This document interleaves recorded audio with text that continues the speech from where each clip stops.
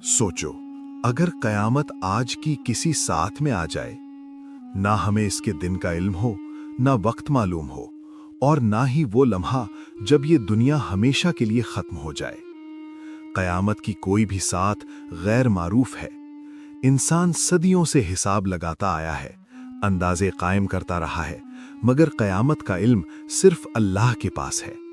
यही इसकी सबसे बड़ी हिकमत है, ताकि इंसान गफलत में न पड़े, बल्कि हर लम्हा खुद को जवाबदेह समझे।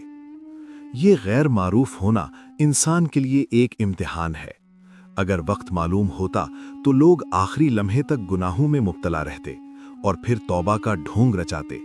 मगर चूंकि कयामत किसी भी साथ आ सकती है, इसलिए हर दिन, हर रात और हर सांस एक याद दहानी है कि तैयारी जारी रहनी चाहिए।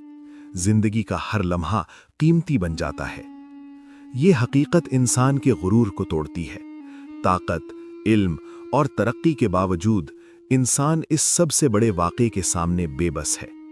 यही बेबसी इंसान को आजिज़ी सिखाती है और इसे अपने रब की तरफ पलटने पर मजबूर करती है। क़यामत की घड़ी का गैर मारूफ होना दरअसल रहमत भी है और तंबीह भी। रहमत इसलिए कि हर लम्हा इस्लाह का मौका है, और तंबीह इसलिए कि गफलत की कोई गुंजाइश नहीं।